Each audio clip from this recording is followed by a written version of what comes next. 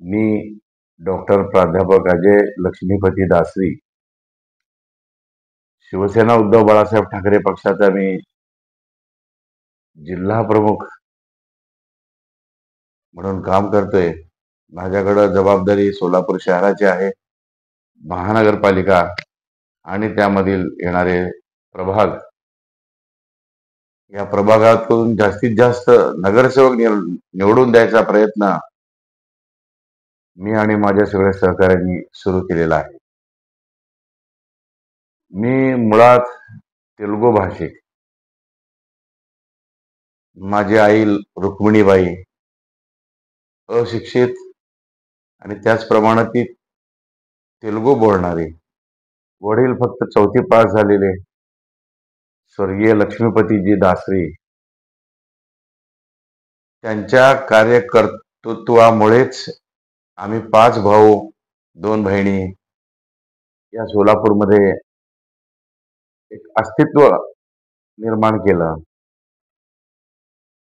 उद्योग आमचा टेक्सटाईलचा पूर्ण यंत्रमागावर आम्ही स्वतः काम करत करत कुटीर उद्योगातून मोठा उद्योग निर्माण करणारे आमचे वडील हे मुळात हिंदुत्ववादी. ते 4 वर्षाचे असताना माझी आजी चंद्रम्माबाई आंध्रातल्या, म्हणजे पूर्वीच्या आंध्रातल्या, आता तेलंगणा, करीमनगर जिल्ह्यातील बद्दनपल्ली या गावातून रजाकारचा जो छळ होता त्या छळाला कंटाळून त्यांनी तिथून पायपीट करत पायी चालत माझे वडील 4 वर्षाचे असताना त्यांना कडेवर घेऊन या सोलापुरात आले. असे अनेक कुटुंबाच्या वेळेला रजाकारच्या वेळेला आंध्र आणि इकडून तेलंगणातून पलायन केलेले कुटुंब इथं आले. त्यांना इथं आसरा मिळाला सोलापुरामध्ये. माझ्या वडिलांचं आजोळ अन्नलदास रामचंद्र म्हणून होते, त्यांचे मामा, त्यांच्या आश्रयाला आले. वडील मोठे झाले, 4थी पर्यंत शिक्षण झालं आणि 4थी पर्यंत शिक्षण, पुढचं शिक्षण ते घेऊ शकले नाहीत. अतिशय हालाकीच्या परिस्थितीमध्ये त्यांनी नोकरीला गेले. कापड दुकानामध्ये नोकरी करत करत विणकर म्हणून विणकला त्यांनी शिकले. त्यांच्या मामांकडे एक हातमाग त्यांनी त्यांच्याकडनं घेऊन आले आणि एक हातमाग स्वतः स्वावलंबी बनावं या उद्देशानं त्यांनी हातमागावर साडी बनायचा प्रयत्न केला. ते शिकले. एकाचे 10, 10चे 20, 100 हातमाग त्यांनी निर्माण केले. हातमाग नंतर पायडल लूम झाला, पायडल लूमचे पॉवरलूम झाले. पॉवरलूम त्यांनी निर्माण केलं. आम्ही शाळेमध्ये होतो, आम्हाला सगळ्यांना शिक्षण देण्यासाठी त्यांनी कुठं कमतरता केली नाही. आणि हे करत असताना त्यांनी जनसंघाच्या माध्यमातून हिंदुत्व आणि राष्ट्रीय स्वयंसेवक संघाचं काम त्यांनी सुरू केलं. या सोलापूरच्या राष्ट्रीय स्वयंसेवक संघाचे ते संघचालक होते. संघचालक या पदावर काम करत असताना त्यांनी राष्ट्रीय स्वयंसेवक संघ, विश्व हिंदू परिषद आणि दुर्गा वाहिनी, अखिल भारतीय विद्यार्थी परिषद, अशा त्या सगळ्या शाखांना ते मदत करायचे. एक दानशूर व्यक्तिमत्व म्हणून त्यांच्याकडे पाहायचं. अनेक लोकांना, अनेक राजकारण्यांना त्यांनी या माध्यमातून पुढे आणलं. प्रामुख्याने नाव घेण्यासारखं माजी खासदार लिंगराजजी वल्याळ यांना माझ्या वडिलांनी आणून त्यांना भारतीय जनता पार्टीमध्ये नगरसेवक नंतर स्टँडिंग कमिटीचे चेअरमन, आमदार, खासदार अशा पदापर्यंत ते मजल त्यांनी चांगल्या पद्धतीनं काम केलं. त्यानंतर मी जिथे राहत होतो दाजीपेठेमध्ये, तिथं तुम्हाला माहिती आहे आपलं राम मंदिर आहे. राम मंदिराच्या मागच्या बाजूला रामचंद्र जन्नू राहायचे. ते NTR फॅन्स असोसिएशनचे अध्यक्ष होते त्यावेळेला. त्यांना सुद्धा त्यांनी काय केलं, मला वाटलं मी MBA मध्ये असताना 1984-85च्या काळामध्ये सोलापुरात पुलोदची स्थापना झाली. त्या पुलोदच्या वेळेला माझे वडील एक प्रामुख्यानं भारतीय जनता पार्टीला पडद्यामागून त्यांनी मदत करायचे. तेव्हा त्यांनी रामचंद्र जन्नू सारख्या नवख्या युवकाला तिकीट देऊन त्यांना निवडून आणलं. सलग 5 ते 6 वेळा ते नगरसेवक झाले.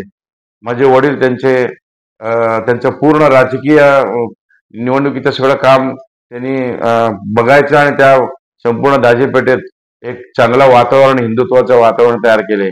अशा पद्धतीनं सोलापूर संपूर्ण शहरामध्ये माझ्या वडिलांनी हिंदुत्वाचं वातावरण तयार केलं.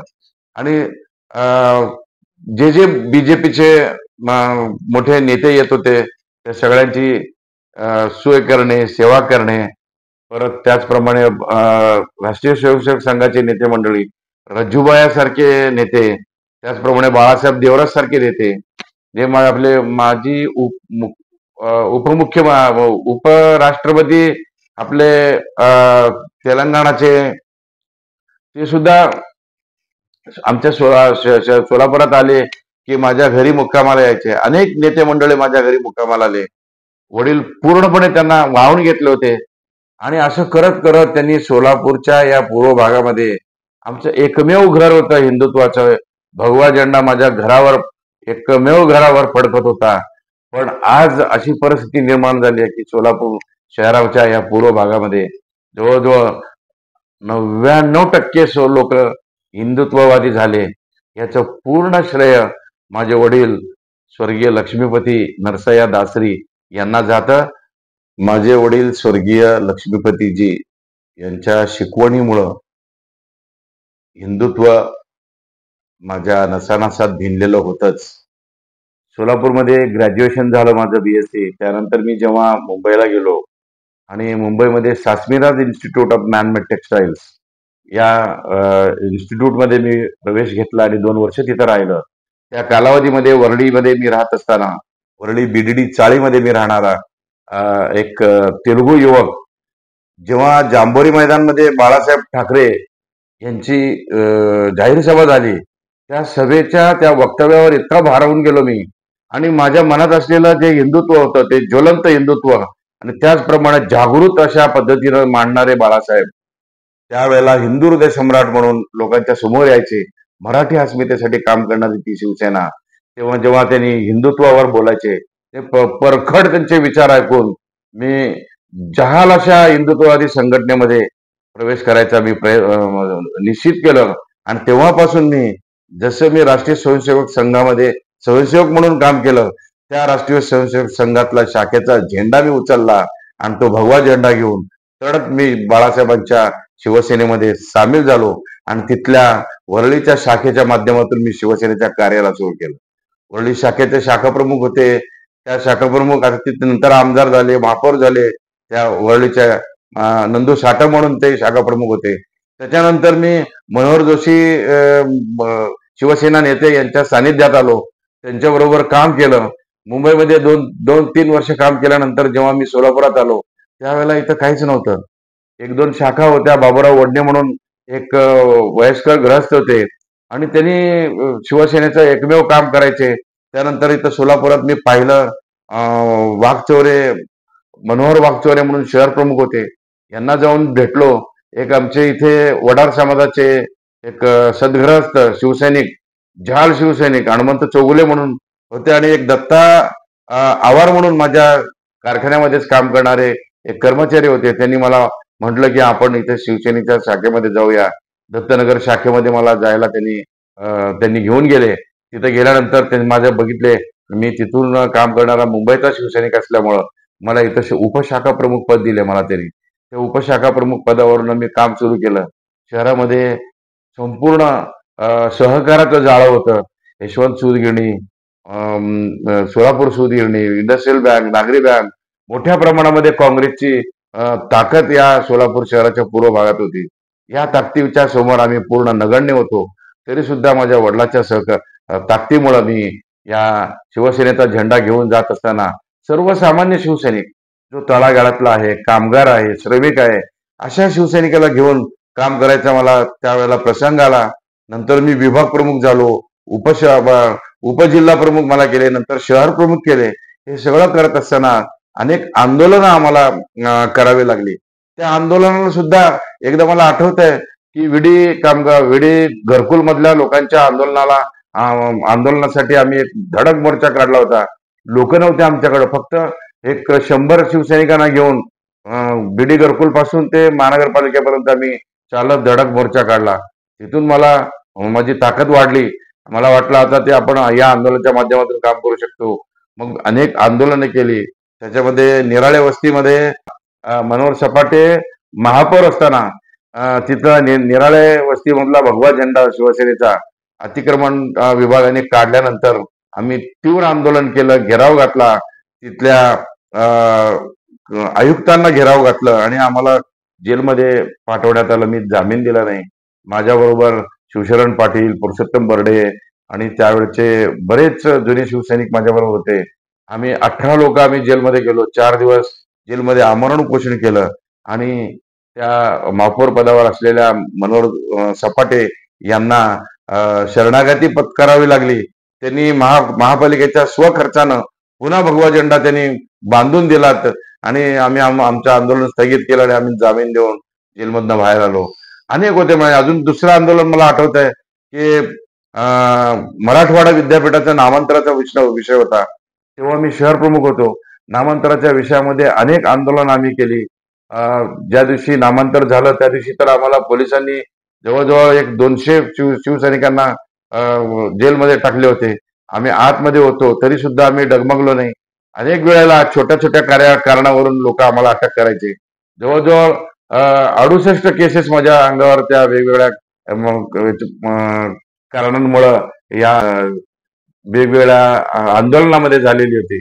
माझ्याबरोबर अनेक शिवसैनिक होते, गरीब कष्टकरी, पण मी एक सुशिक्षित शिवसैनिक असल्यामुळे लोक माझ्याकडं वेगळ्या नजरेनं बघायचे.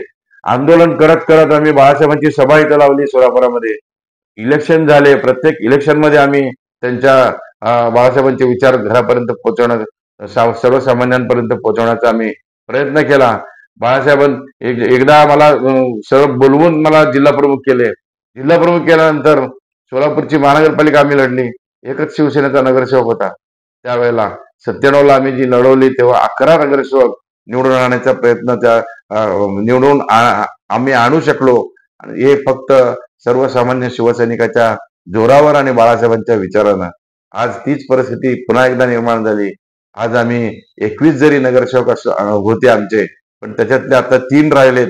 3चे मला 70 करायचे आहेत आणि काही करून सोलापूर महानगरपालिकेवर शिवसेना उद्धव बाळासाहेब ठाकरे पक्षाचा झेंडा पुन्हा एकदा डोलानं फडकवण्यासाठी आम्ही सर्व पदाधिकारी, म्हणजे सगळे शहर प्रमुख, उपजिल्हा प्रमुख आणि सगळे शाखा प्रमुख, बूथ प्रमुख या सगळ्यांना घेऊन मी आता मार्गक्रमण करतोय. आणि मला खात्री आहे सोलापूर शहरातला तमाम नागरिक आता उद्धव बाळासाहेब ठाकरे पक्षाकडे आकर्षिला जातोय. आपण विचारतात राज ठाकरे आणि उद्धव ठाकरे यांच्यातला आवडता व्यक्ती कोण? मला उद्धव बाळासाहेब ठाकरे यांची पर्सनॅलिटी, त्यांचं काम, त्यांचं नेतृत्व आणि एक संयमी नेता म्हणून त्यांनी हिंदू हृदय सम्राट बाळासाहेब ठाकरे यांचा वारस म्हणून संपूर्ण महाराष्ट्राला ते प्यारे झालेले आहेत. त्यांचं काम, त्यांनी मुख्यमंत्री म्हणून केलेलं काम, यामुळं उद्धव बाळासाहेब ठाकरे माझे आवडते व्यक्तिमत्व आहे, आवडता नेता आहे. देवेंद्र फडणवीस मोदी. फडणवीस आणि नरेंद्र मोदी, एक काळ होता आम्ही त्यांच्यावर प्रेम करायचं, परंतु जेव्हा त्यांनी बाळासाहेबांच्या मुलाला, उद्धव साहेबांना पाठीवर वार करून त्यांच्या घरात या पक्षामध्ये फूट पाडून ज्या गद्दार लोकांना तयार केलं, तेव्हापासून आमच्या मनातून पूर्णपणे दोघंही उतरून गेलेले. आत्तापर्यंतचे जेवढे मुख्यमंत्री झाले त्यामधील कुठल्या मुख्यमंत्र्याचं सरस काम तुम्हाला आवडतं? उद्धव बाळासाहेब ठाकरे या महाराष्ट्राला 2.5 वर्ष मुख्यमंत्रीपद त्यांनी भूषविलं. करोना काळामध्ये जे काम केलं ते अतिशय सुरेख असं काम त्यांनी करोनाच्या काळामध्ये केलेलं आहे. संपूर्ण देशभरामध्ये 1 नंबरचा मुख्यमंत्री म्हणून त्यांना लोकांनी पसंती दिलेला आहे. असा एकमेव असा मुख्यमंत्री उद्धव बाळासाहेब ठाकरे. सोलापूर शहरात प्रतिनिधित्व तुम्हाला करायला आवडेल का राज्यातलं प्रतिनिधित्व तुम्हाला करायला आवडेल? अर्थात सोलापूरच्या मातीत मी जन्मलो, याच मातीमधून मी मोठा झालोय आणि इथल्या मातीमध्ये पैदा झालेले, निर्माण झालेले जी जनता आहे, गोरगरीब नागरिक आहे, त्यांची सेवा करायला मला खूप आवडेल. आणि त्याचबरोबर मला जर संधी मिळाली तर महाराष्ट्रामध्ये सुद्धा मी काम करायला तयार आहे. कालच आमदार सध्या आहेत तुमच्या पक्षाचे भास्कर जाधव. त्यांनी त्यांचं स्वतःचं मत व्यक्त केलंय, पण मी एक हाडाचा शिवसैनिक असल्यामुळं जे काय होतंय आणि जे काय घडतंय ते फक्त आणि फक्त मातोश्रीमुळे घडतंय. जे मोठे होतात ते मातोश्रीमुळे मोठे होतात. सत्ता मिळते ती फक्त मातोश्रीमुळे मिळते. बाळासाहेबांच्या आशीर्वादानं मोठे झालेले आम्ही सगळे लोक आहोत. त्यामुळं कुणीही पक्षाच्या विरुद्ध किंवा पक्षाच्या धोरणांबद्दल बोलता कामा नये. आमची चौकटच ती आहे. आम्ही जे काम करतोय ते मातोश्री भक्त म्हणून, मातोश्रीचे सैनिक म्हणून, शिवसेना भवनातून आलेले जे आदेश आहेत ते आदेश भर हुकूम मान्य करणारे आम्ही शिवसैनिक असल्यामुळं असे कुणीही नेते जर काही बोलायला लागलेत तर ते आम्ही मान्य करणार नाही. जे काही आदेश निघतील बाळासाहेबांच्या वारसदारांकडून, उद्धव साहेबांच्या मातोश्रीमधून, ते आदेश आपण सर्वांनी पाळले पाहिजेत, या मताचा मी शिवसैनिक आहे. तुमची आमदार होण्याची इच्छा कधी पूर्ण होईल? आता ती इच्छा माझी इच्छाच राहून गेली. माझ्या नेत्यांना जेव्हा वाटेल त्यावेळेला ते मला आमदार करतील. परंतु मी आज जिल्हा प्रमुख म्हणून त्याच्यापेक्षा मोठ्या पदावर मी काम करतोय. जिल्हा प्रमुख पद आमदारपेक्षा खूप मोठं आहे. ते आता देवेंद्र कोठे वगैरे निवडून आलेत, हे काँग्रेसवासीच होते पण आता BJPमधून निवडून आलेत. तुम्ही जे कट्टर शिवसैनिक म्हणून पूर्व भागामध्ये जे काम केलेलं आहे त्याच्या जोरावर आता BJPचे असू द्या किंवा हिंदुत्ववादी संघटनाचे आमदार निवडून येत आहेत. मग यावर तुमचं मत काय? तुम्ही कट्टर शिवसैनिक म्हणून काम केलेलं आहे, मग तुमचा कामाचा मोबदला दुसरे जर हिरावून नेतात असं तुम्हाला वाटत नाही?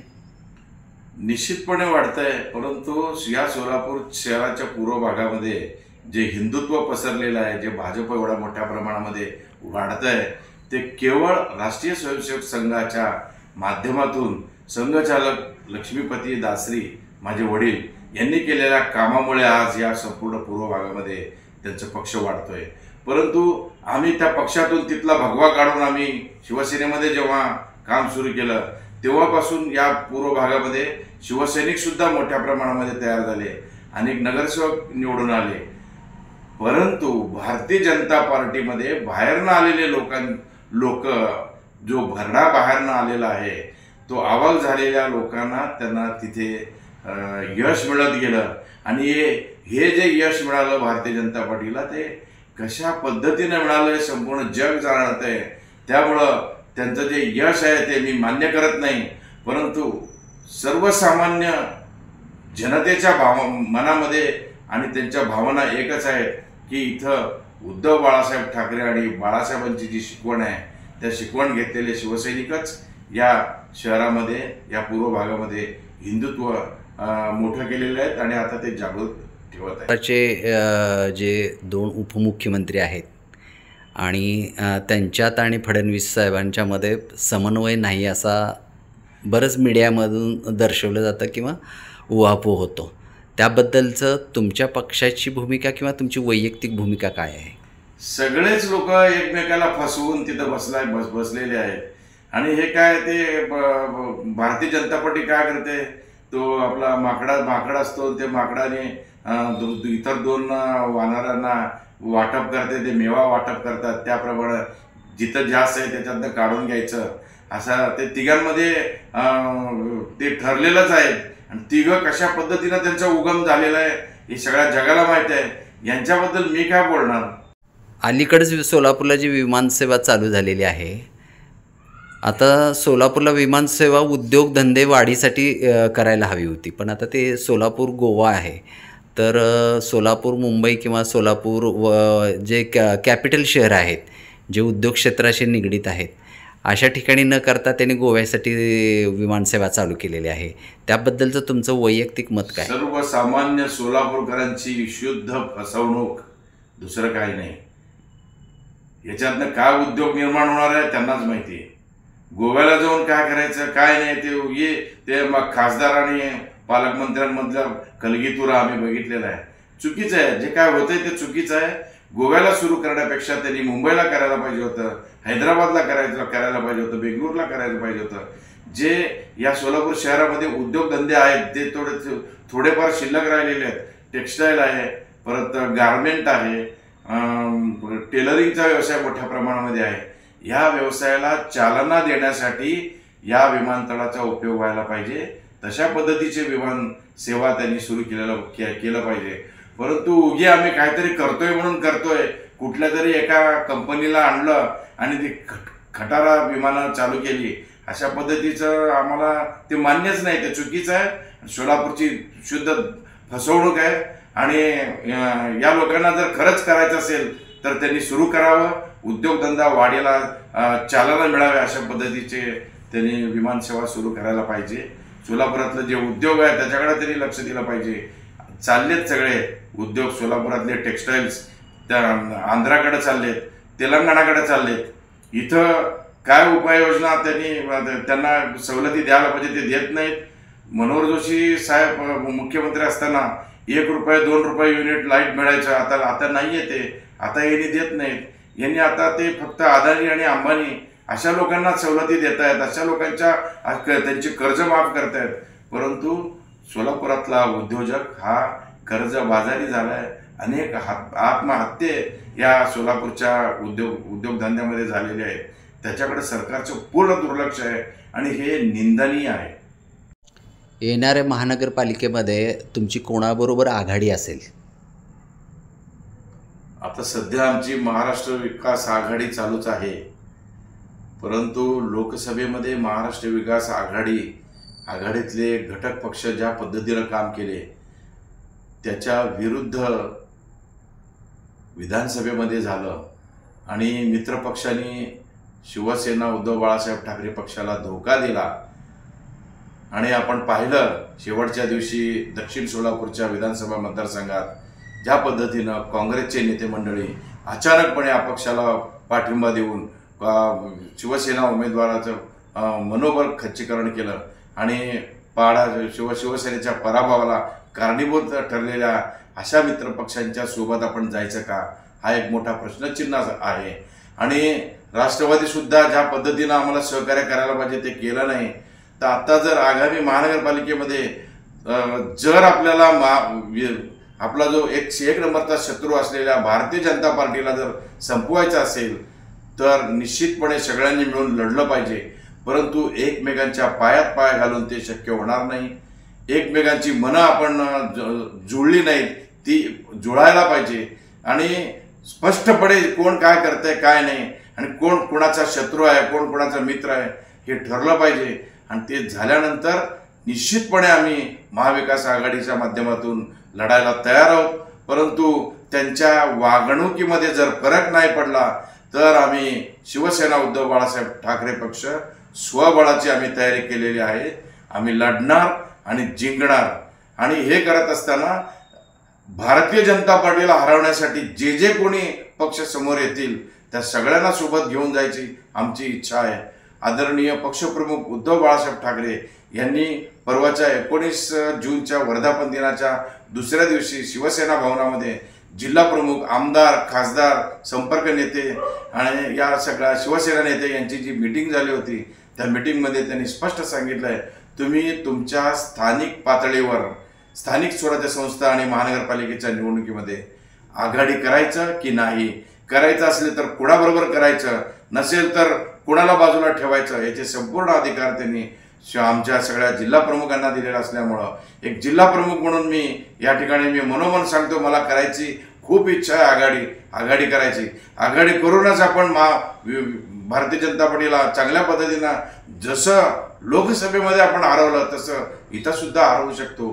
परंतु त्यांनी मागं जे काय झालं त्याच्याबद्दल भाष्य केलं पाहिजे, तसं का केलं हे सांगितलं पाहिजे, ते चूक त्यांनी मान्य केली पाहिजे आणि मग पुढच्या आघाडीसाठी आम्ही सगळ्यांना एकत्र घेऊन काम करायला आमची तयारी आहे.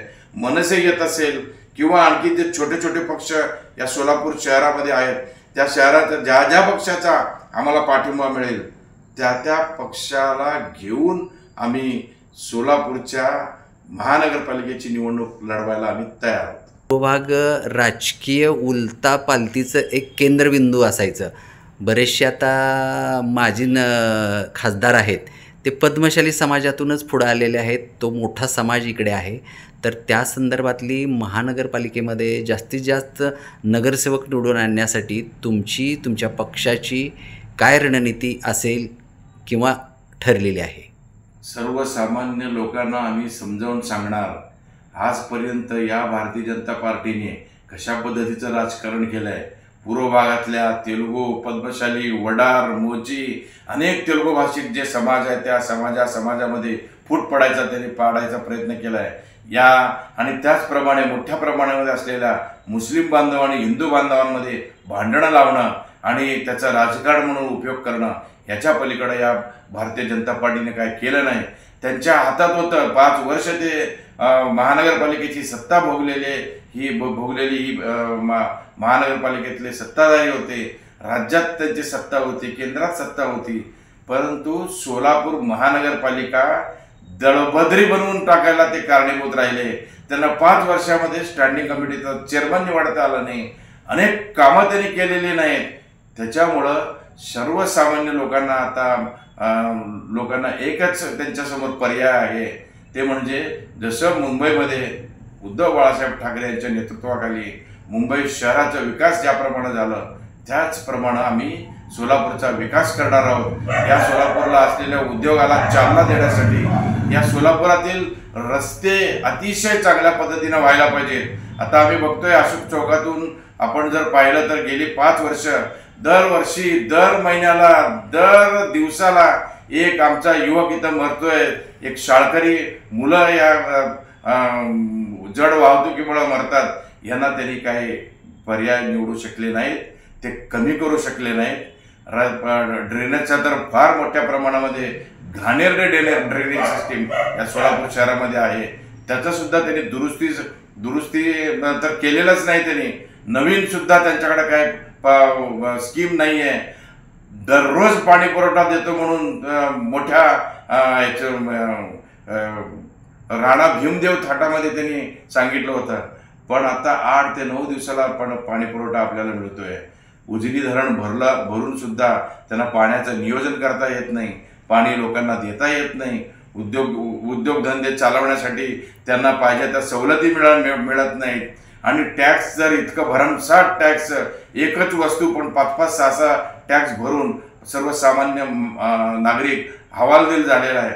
आणि या सगळ्या गोष्टी आम्ही सोलापूर शहराच्या लोकांना सांगणार आहोत, त्यांना जाणीव करून देणार आहोत. उद्धव साहेबांनी मुख्यमंत्री असताना जे करोना काळामध्ये सेवा केलेली होती ती सेवेची आठवण आम्ही त्यांना करून देणार आहोत.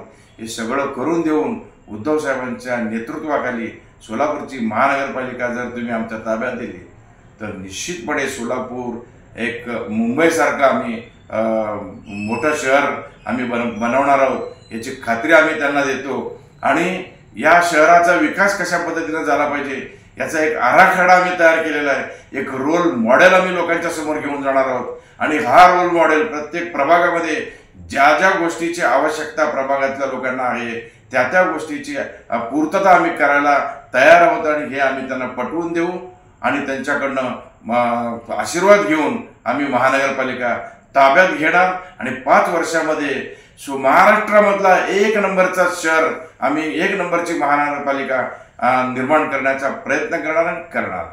सोलापुरातील तुमच्याच पक्षातले काही मतभेद पण आहेत, त्याबद्दलचं तुमचं मत काय? घर म्हटलं तर भावंड असतात. भावंड म्हटली तर विचारांमध्ये थोडी मागपुढं झालेलं असतं. प्रत्येक घरामध्ये भांडणं आहेत आणि आमच्याकडं वैचारिक भांडणं असतील. प्रत्येक पक्षामध्ये वैचारिक भांडणं आहेत.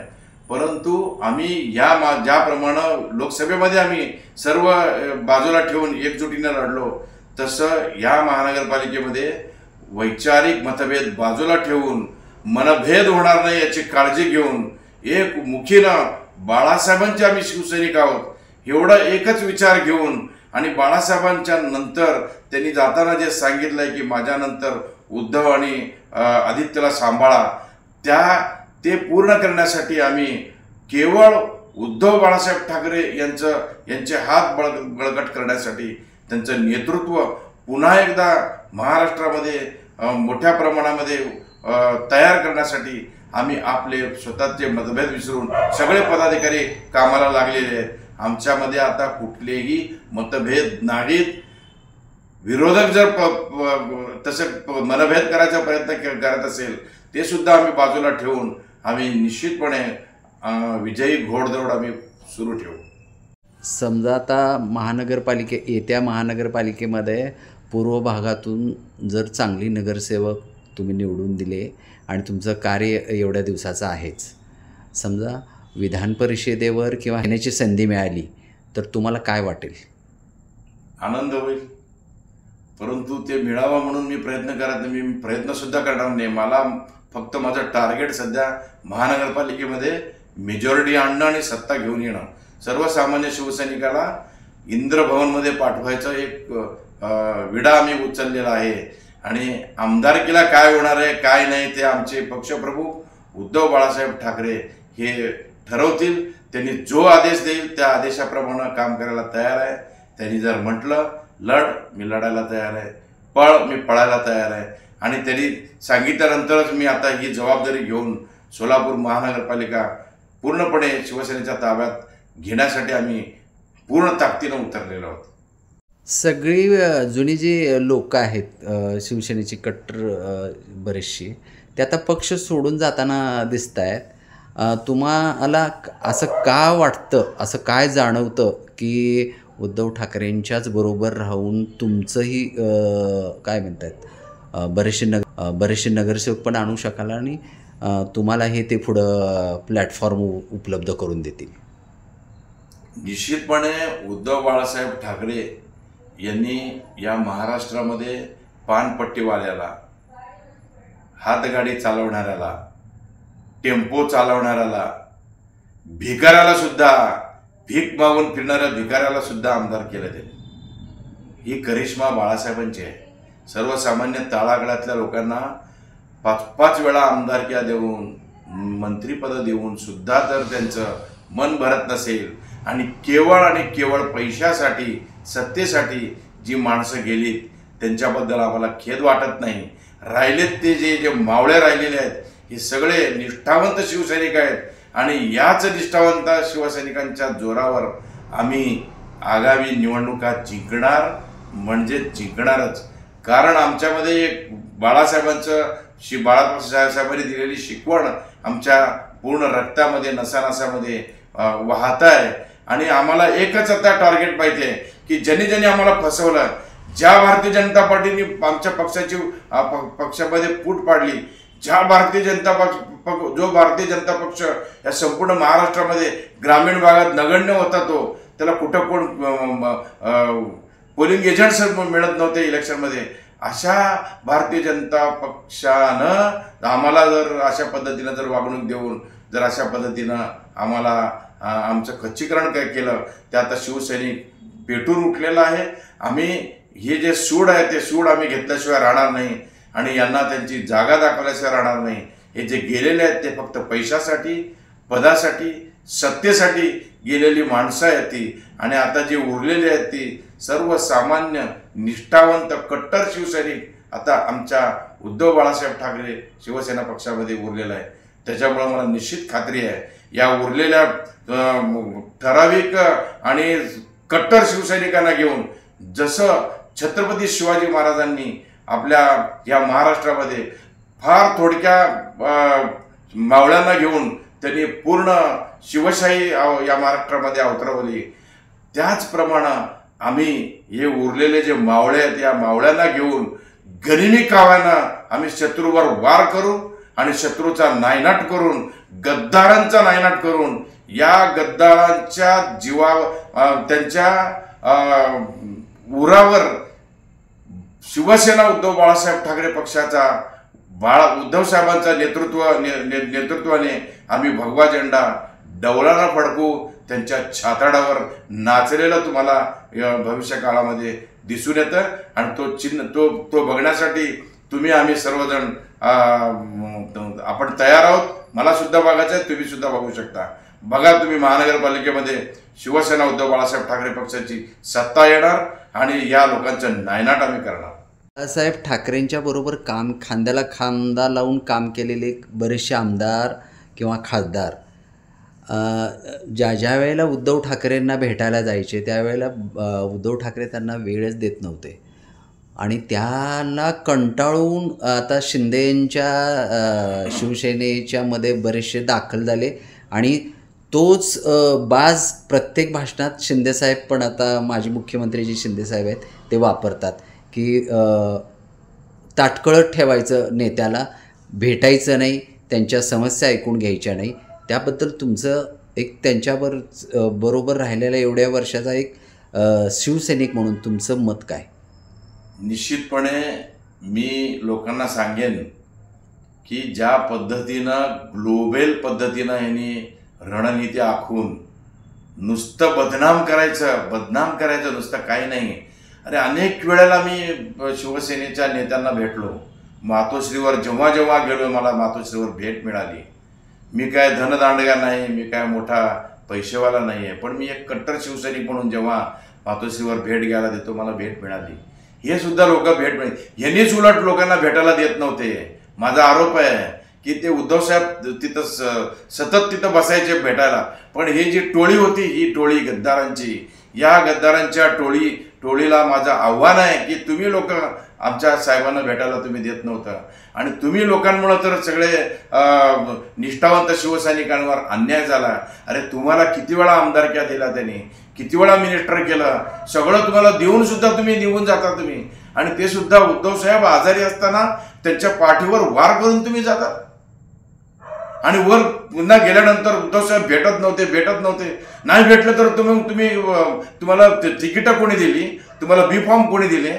नाही भेटला असं तर तुम्हाला बी फॉर्मच मिळाला नसता, तुम्हाला पदं मिळाली नसती. तुम्ही भेटलात, तुम्ही बोललात, तुम्ही त्यांना नमस्कार केलात, त्यांच्या पाया पडलात, त्यांना विनंती केली म्हणून त्यांनी तुम्हाला ते सगळं तुम्हाला बहाल केलं. घरात बसून तुम्हाला मिळाले असते का? आता तुम्ही तुमच्या लोकांना बघतो ना आम्ही, तुम्ही आता तुम्ही ज्या पद्धतीनं काम करताय त्या, अरे तुम्हाला तुमच्यात जर हिंमत राहिलं असतं तर तुम्ही बाहेर पडल्यानंतर तुम्ही स्वतःचा पक्ष काढायला पाहिजे होता, स्वतःचं चिन्ह निर्माण करायला पाहिजे होतं, स्वतःचं विश्व निर्माण करायला पाहिजे होतं. बाळासाहेबांनी तयार केलेला पक्ष तुम्ही फोडला आणि ते सुद्धा धर्मवीर आनंद दिघेंच्या नावाने. दिघे साहेब जर आज जिवंत राहिले असते तर काय झालं असतं? त्यांनी विचार करावा. त्यांनी झोप पण मिळत नसेल त्यांना, ते झोपत पण नसतील. नाही, ते पूर्ण बदनाम करतायत, आपल्या नेत्याला बदनाम करतायत. ज्या ताटामध्ये ते खाल्ले त्या ताटाचा छेद तर केलेलाच आहे आणि छेद करून सुद्धा ती घाण, ती शेड खायचा प्रयत्न या लोकांकडून होतोय. हे पूर्णपणे निंदनीय आहे आणि लोकांना कळून चुकलंय. हे भारतीय जनता पार्टीवाले त्यांच्या पैशाच्या जोरावर या लोकांना निवडून आणलेले. चिन्ह बाजूला ठेवा, पक्ष बाजूला पड, नाव बाजूला ठेवा, निवडून या, मग बघू आम्ही आलो ना. जे काही निवडून आलेले आहेत ते आता आमचं नवीन चिन्ह आहे, पक्षाचं नाव सुद्धा नवीन, शिवसेना उद्धव बाळासाहेब ठाकरे. तरी सुद्धा जनमानसामध्ये उद्धव साहेब आहेत, हे नाही आहेत जनमानसामध्ये. एवढं केलेलं असं तर पुन्हा मुख्यमंत्री केलं असं तुम्हाला बीजेपीने वापरले. तुम्हाला त्यांनी ज्याप्रमाणे त्यांना वापरले त्याप्रमाणे ते पक्षाच्या नेत्यांना बदनाम करायचं षडयंत्र वापरायला लागले. बाळासाहेबांची जी जुनी भाषणं जर तुम्ही यूट्यूबवर किंवा फेसबुकवर पाहिली तर एक कडवट हिंदुत्व म्हणून त्यांच्या प्रत्येक भाषणामध्ये जाणवायचं. तोच बाज उद्धव ठाकरेंच्यामध्ये जाणवतो का? आणि दोघांमधला भाषणामधला फरक काय जाणवतो तुम्हाला? फरक काहीच नाहीये. बाळासाहेब जे बोलायचे तेच ज्वलंत हिंदुत्व उद्धव साहेबांच्या तोंडातनं निघतोय. उद्धव साहेब असं काय हिंदुत्व सोडले किंवा म्हणजे हे लोक जे मनभेद करतात लोकांचं की बाबा हिंदू आणि मुस्लिम या म्हणजेच भांडणं करायचं, धर्मामध्ये भांडणं लावायची आणि पूर्ण मन कलुषित करायचं आहे, असा प्रकार बाळासाहेबांनी कधी केलेला नाहीये. बाळासाहेब अनेक वेळा सांगितले की बाळासाहेबांचं हिंदुत्व जे होतं तेच हिंदुत्व घेऊन उद्धवसाहेब बोलतायत आणि उद्धवसाहेब सुद्धा आजच्या या काळामध्ये कडवट हिंदुत्व घेऊन ते म्हणतात सामाजिक समतेचं हिंदुत्व घेऊन ते पुढे चाललेले आहेत. प्रबोधनकार ठाकरेंनी जे स्थापना करताना सांगितलं, मी महाराष्ट्राला माझा बाळ दिलाय, तसं बाळासाहेबांनी उद्धवसाहेबांना आम्हाला ते सोपवलेलं आहे. त्याच्यामुळे उद्धवसाहेबांचं नेतृत्व आणि बाळासाहेबांचं नेतृत्व याच्यामध्ये काही फरक नाही, विचारांमध्ये फरक नाही, कामामध्ये फरक नाही. अधिक तडफेनं उद्धवसाहेब काम करतायत आणि त्याच्याही पेक्षा जास्त युवा नेतृत्व घेऊन आदित्यसाहेब ठाकरे सुद्धा आज युवकांच्या समोर एक चांगलं उदाहरण निर्माण केलेलं आहे आणि त्यांच्या नेतृत्वाखाली अनेक युवक या महाराष्ट्रामध्ये काम करायला उत्सुक आहेत, काम करतायत. या सगळ्यांना सोबत घेऊन आम्ही निश्चितपणे बाळासाहेबांचे विचार ज्वलंत ठेवण्यासाठी प्रबोधनकार ठाकरे यांनी जे समतेचं हिंदुत्व दिलं होतं, ते समतेचं हिंदुत्व कुठंतरी भटा ब्राह्मणाचं हिंदुत्व करू नये असं नेहमी उद्धवसाहेब म्हणायचे. परंतु आपल्या राष्ट्राच्या विरोधात जो कोणी येईल त्याला संपवून आपल्याला पुढे जायचं आहे. राष्ट्र विरोधी करणारी जी शक्ती आहे त्या शक्तीला संपवण्यासाठी आम्ही ज्या तडफेनं बाळासाहेबांनी काम केलं त्याच तडफेनं उद्धवसाहेब सुद्धा काम करतायत. त्यांच्यामध्ये काहीही कमतरता नाही. त्यांच्या नेतृत्वाखाली आपण पाहिलेलं आहे, मुंबईची महानगरपालिका आतापर्यंत बाळासाहेबांच्या नंतर कंटिन्यू तिथे त्यांनी भगवा फडकवलेला आहे. महाराष्ट्रामध्ये सुद्धा त्यांनी सत्ता आणलेली आहे. त्याच्यामुळं आम्हाला खात्री आहे, उरल्या सुरल्या शिवसैनिक जे आहेत आमचे मावळे, एक कट्टर आणि बाळासाहेबांचे भक्त, बाळासाहेबांचे शिवसैनिक असल्यामुळं आम्हाला खात्री आहे, गनिमी काव्यानं आमच्याकडे पैसा नसला तरी सुद्धा लोकांच्या आशीर्वादावर लोकांची कामं आम्ही केलेली आहेत. आतापर्यंत गेली वर्षभर मी जिल्हा प्रमुख या पदावर काम करत असताना सर्वसामान्य तळागाळातल्या लोकांचे प्रश्न घेऊन आम्ही रस्त्यावर उतरलेला आहे, त्यांचे प्रश्न सोडवलेले आहे. म्हणून लोकांना माहिती आहे आपली प्रश्न सोडवणारा कोण आहे.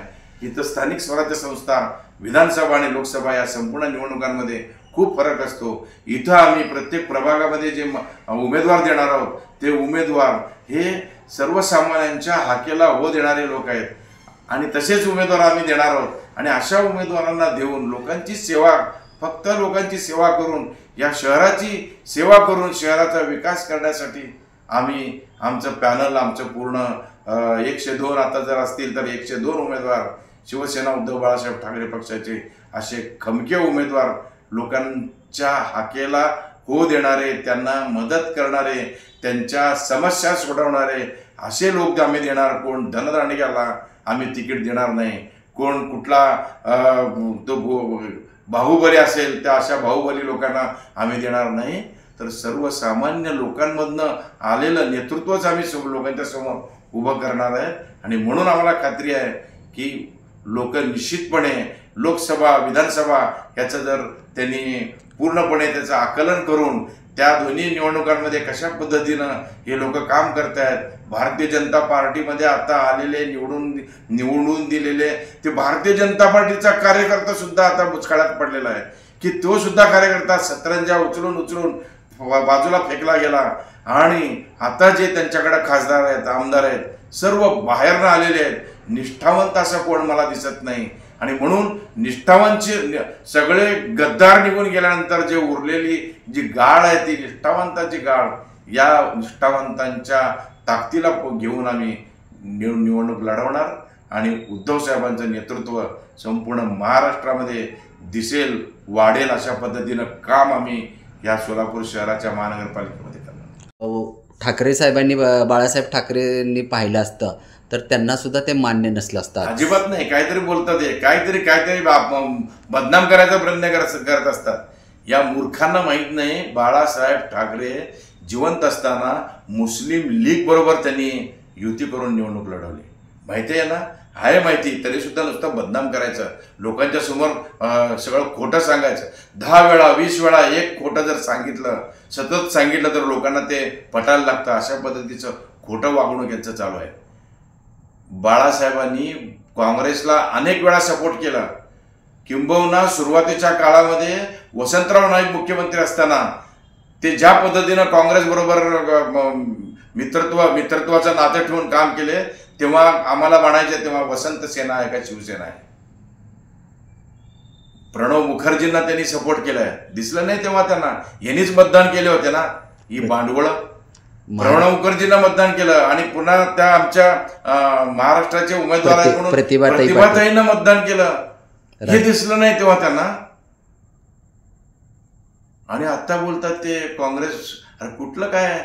तुम्ही ज्या पक्षाला बाळासाहेबांनी मोठं केलं, ज्यांना पंतप्रधान केलं बाळासाहेबांनी, ज्या भाजपचे नेते बाळासाहेबांच्या मातोश्रीवरून विचारायचे की आम्ही यांना आता आम्हाला पंतप्रधान म्हणून पुढं आणायचं, आणू का, त्यांचा सल्ला घेऊन ते काम करायचे.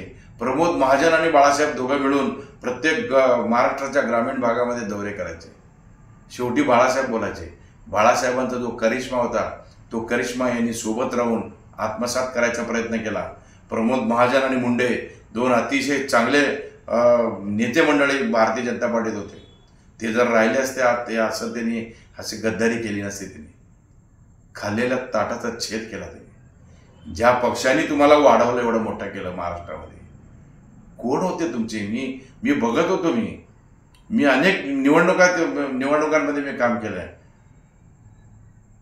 हे लोक त्यांचे पोलिंग एजंट मिळत नव्हते त्यांना ग्रामीण भागामध्ये. ग्रामीण भागात ओनली शिवसेना, बाळासाहेब ठाकरे,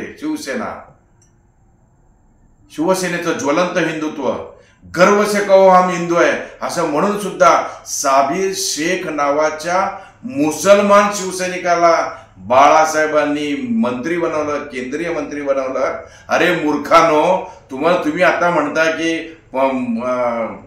काँग्रेस बरोबर हात मिळवणी केली. अरे मुसलमान मंत्री होता आपल्याकडं, त्यांनी नाम ओढून छत्रपतींचा जयघोष करत तरी काम करायचा. आमच्याबरोबर कितीतरी वेळा काम केलं त्यांनी. असं असताना सुद्धा तुम्ही बदनाम करता. हे सगळं जाऊ द्या. ते तुम्ही त्या ज्या नेत्याचं नाव घेता ठाण्यामध्ये, आनंद दिघे, त्यांना हे पटतंय का सगळं? एक खोपकरचा खून प्रकरण झालं, ते एक मत फुटलं म्हणून त्यांनी सगळ्यांचे राजीनामे फेकून आले. ठाणे महानगरपालिकेमध्ये महापौर पडला म्हणून. आणि तुम्ही गद्दारी करून सत्ताच तुम्ही घालवली आमची. उद्धव साहेब फेकून आले असे. मुख्यमंत्री त्या बंगल्यामधून त्यांनी सरळ निघून आले तिथून. त्यांनी जर एक आदेश दिला असता तर रस्त्यावर एक सुद्धा आमदार जिवंत राहिला नसता. त्यांनी संयमानं काम केले. त्यांनी म्हटले जाणारे जाऊ द्या, एवढं देऊन सुद्धा जर ते जात असतील तर त्यांना मी अडवणार नाही. किती मोठा उदात्त विचार त्यांनी या महाराष्ट्रासमोर ठेवलाय. काँग्रेस बरोबर हात मिळवणी केली म्हणून तुम्ही हे सगळं बोलता. मग तुम्ही काय करता? अरे मूर्खांनो, मला एक प्रश्नाचं उत्तर द्या. काँग्रेस जाऊ द्या, तुम्ही जम्मू काश्मीरमध्ये मुख्यमंत्री म्हणून तुम्ही कुणाला सपोर्ट केलात? कुणाच्या मांडीला मांडी लावून तुम्ही बसलात? ती बाई कोण होती? भारताच्या विरुद्ध घोषणाबाजी चालू असताना तिरंगा फडकवायला सुद्धा त्यांना लाजा वाटायचे. अशा लोकांबरोबर तुम्ही युती केली जम्मू काश्मीरमध्ये. आणि काय म्हणत, नाही आम्हाला ते अमुक अमुक करायचं होतं म्हणून आम्ही त्यांना जवळ केलं. अरे मग तुम्ही जे केलं तर सगळं बाप. आणि तुम्ही आम्हाला गद्दारी केली, आम्हाला त्रास दिला म्हणून आम्ही त्या शत्रू बरोबर आम्ही हात मिळवणी केली. शत्रू बरे ना तुमच्यापेक्षा कितीतरी पटीनं. काँग्रेसचं शत्रुत्व आम्ही घेतलं होतं. पण ज्या काँग्रेसने आम्हाला सपोर्ट करून उद्धव साहेबांना, शरद पवार आणि काँग्रेसचे नेते राहुल गांधी यांच्या सपोर्टमुळं इथं उद्धव साहेब 2.5 वर्ष मुख्यमंत्री म्हणून राहिले. पण त्यांनी काँग्रेसची धोरणं स्वीकारली नाही. ज्या वेळेला हिंदुत्वाचा विषय आला, सभागृहामध्ये सुद्धा त्यांनी छाती ठोकपणे हिंदुत्व मांडले. कितीतरी भाषणं आपण ऐकली त्यांची सभागृहामध्ये मुख्यमंत्री म्हणून. मग तरी सुद्धा तुम्ही आम्हाला बदनाम करता उद्धव साहेबांना. हिंदुत्व सोडलं. तुम्ही बघा ना, तुम्ही काय करताय?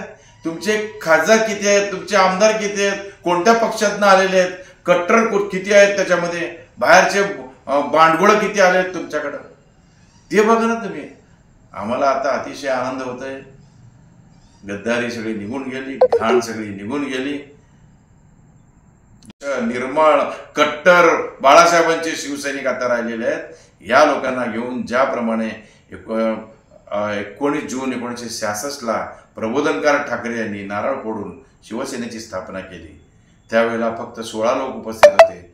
आता जे उपस्थित आहेत या लोकांना घेऊन आम्ही परत एकदा भगवा झंझावात घेऊन संपूर्ण सोलापूर शहराच्या महानगरपालिका आणि स्थानिक स्वराज्य संस्था संपूर्ण जिल्ह्याच्या सगळीकडं उद्धव साहेबांचा झेंडा फडकवण्यासाठी हा उरलेला कट्टर शिवसैनिक तयार आहे आणि लोकसुद्धा आमचं स्वागत करायला तयार आहेत.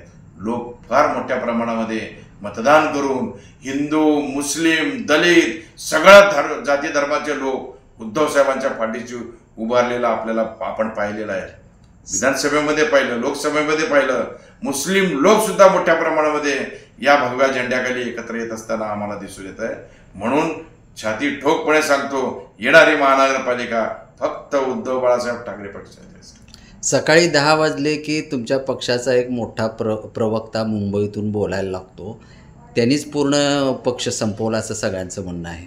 त्यांना सगळ्यांना झड जातोय आमचा एक नेता, म्हणून ते त्यांच्यावर आरोप करतात. पण त्यांच्यामुळं आमची शिवसेना आणि आमच्यासारखे शिवसैनिक ते मोठ्या धीरानं उभं राहिले.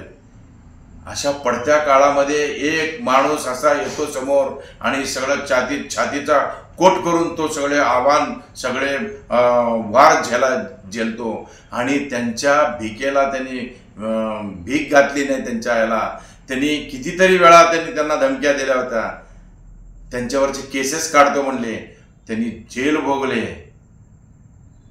पण स्वाभिमानाचा बाणा त्यांनी सोडला नाही. जेलमध्ये जाऊन आले आणि ज्यांना जेल नको होतं, सगळं केलेलं सगळं जे घाणेरडा त्यांचं काम होतं ते लपवण्यासाठी जे बाहेर गेलेत ते लोक आमच्यावर आरोप करतात, संजय राऊत साहेबांवर आरोप करतात. संजय राऊत साहेबांसारखा निष्ठावंत शिवसेना नेता आहे म्हणून एवढ्या मोठ्या प्रमाणामध्ये शिवसैनिक आता मोठ्या आशेनं त्यांच्याकडे पाहत उभे आहेत. असे अनेक शिवसेनेचे नेते आहेत शिवसेनेमध्ये आता, जे फक्त आणि फक्त मातोश्री आणि मातोश्रीसाठी काम करणारे. मी सुद्धा त्याच्यातला एक शिवसैनिक आहे. फक्त आणि फक्त उद्धव बाळासाहेब ठाकरे, आदित्य उद्धव ठाकरे